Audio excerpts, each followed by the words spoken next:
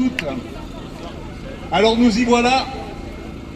Les théâtres sont désormais ouverts, les festivals reprennent, mais tout le monde n'a pas repris le travail dans le spectacle.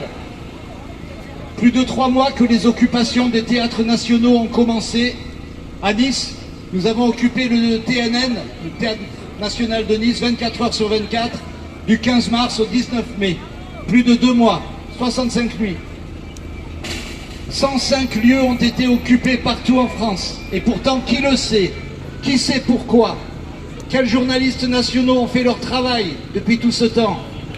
Ce n'est pas inédit que la culture se mobilise, non. Ce qui est inédit, c'est que les collectifs d'occupation ne sont pas seulement des collectifs d'intermittents du spectacle. Ce sont des collectifs citoyens qui ont réuni presque tous les secteurs de la société. Toutes sortes de gens, syndiqués ou non, autour des intermittents du spectacle, des étudiants, des privés d'emploi, des précaires, des retraités, des personnes travaillant dans la restauration, l'hôtellerie, l'événementiel, des associatifs, des féministes, des libertaires, des enseignants, des AESH et des soignants, et j'en passe. Autant de secteurs en souffrance qui se sont réunis spontanément dans un espoir de faire entendre qu'on ne peut pas continuer à mépriser le peuple ainsi. Réunis autour du sentiment révoltant que la crise sanitaire est mise à profit pour faire voter, pour appliquer des politiques ultralibérales qui détruisent ce qui reste de biens communs, pour achever ce qui reste des conquis sociaux. La réforme de l'assurance chômage est le prochain objectif du gouvernement. Enfin, je dis réforme car c'est leur vocabulaire. Mais le mot réforme implique une notion de progrès humain, chose qui n'existe absolument pas dans leur logiciel idéologique et irrationnel. Les conséquences de cette réforme seront dramatiques pour la grande majorité des travailleurs. Ceux qui sont en emploi discontinu, ceux qui font des CDD, ceux qui sont les plus fragilisés seront les plus impactés.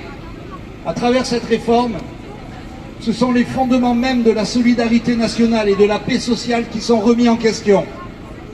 Nous entrerons durablement dans le monde du chacun pour soi, de la compétition, de la méritocratie, comme il se dit. Nous ne voulons pas laisser passer ça sans résister. Alors non à la réforme de l'assurance chômage. Voilà la revendication qui, depuis le début de ce mouvement, fait socle commun aux 4 coins du pays et qui reste aujourd'hui notre combat. Même si la culture reprend vie, et d'autant plus. Pourtant, c'est vrai, nous nous sentons un peu seuls. Bien que cette destruction du bien public concerne la société tout entière, l'espoir de faire convergence, de faire masse, de faire peuple et d'utiliser tous ces théâtres comme des tribunes populaires et politiques n'a pas eu lieu, ou si peu. Le gouvernement nous a ignorés. Les médias nationaux nous ont ignorés. Un certain public mal informé croit que nous revendiquons seulement pour nous-mêmes, pour la culture. Certains croient que nous voulons juste danser et chanter. Je les comprends. Nous sommes un peu confus, un peu maladroits, mais surtout nous n'avons pas les rênes des médias et nous ne sommes pas armés pour résister frontalement à la violence des politiques menées par Macron et son monde de prédateurs qui nous assomme depuis 4 ans. Nous sommes étourdis par les attaques de toutes parts. La loi travail, l'état d'urgence, la loi sécurité globale, entre autres. Trop d'un coup, ils l'ont bien compris.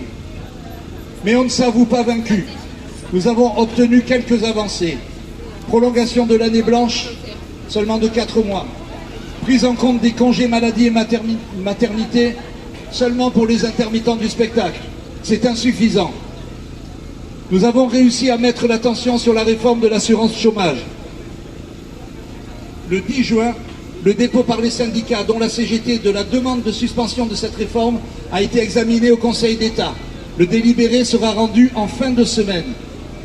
Cette réforme est injuste, non équitable. Elle induit des ruptures d'égalité entre citoyens. C'est ce qu'ont défendu les syndicats et le gouvernement n'a pas pu apporter d'éléments contredisant cela. Nous profitons de pouvoir nous adresser directement à vous, à l'opinion publique, qui tourne là tout autour, pour trouver un nouveau souffle, de nouveaux appuis auprès de vous, pour intensifier et amplifier notre résistance. Le chômage vous concerne tous, de près ou de loin. Et si ça n'est pas toi, ce sera ton frère, ta sœur, ta fille ou ton fils. La misère s'amplifie, nous le savons tous au fond de nous. Peut-on continuer à se contenter de se plaindre entre nous ou devant nos écrans, devant ce spectacle affligeant que nous déroule le gouvernement et les médias corrompus par l'idéologie ultralibérale? Continuer à supporter l'injustice, le mensonge sans broncher? Qu'attendons-nous pour opposer notre nombre à la poignée de prédateurs qui imposent sa violence sur les peuples? Ne nous laissons pas piéger par la rumeur fascisante qui nous est rabâchée partout sur les radios, sur les chaînes d'infos, sur les réseaux sociaux. L'ennemi du peuple n'est pas l'étranger, n'est pas le chômeur. Nos ennemis, les seuls à craindre, ce sont la fatalité, la torpeur. C'est le sentiment que ça ne sert à rien de résister. C'est la division. L'histoire le prouve. Quand le peuple en colère est uni, les prédateurs reculent. Les esclavagistes ouvrent les chaînes. Les pilleurs du bien commun se cachent. Plus nous serons nombreux, plus nous serons puissants, plus nous serons capables. Unissons-nous jusqu'à la victoire. Et cette victoire sera la première du peuple souverain contre Macron qui ne représente personne d'entre vous ici. La première, celle qui ouvrira la voie à toutes les autres. Contre les réformes scélérates, celles qui nous musellent, celles qui nous oppriment et celles qui promettent à nos enfants un monde pollué, dévasté, anéanti, un monde du chacun pour soi, un monde sans solidarité, rongé par les vices du paraître, du pouvoir et de l'argent. Reprenons le chemin de la démocratie, du peuple, par les occupations, par la rue et par la lutte. Que l'histoire de nos révolutions passées ne soit pas vaine, qu'elles aient un sens. Méritons-nous ce mépris, cette violence? Méritons-nous de perdre? Qu'attendons-nous? Merci.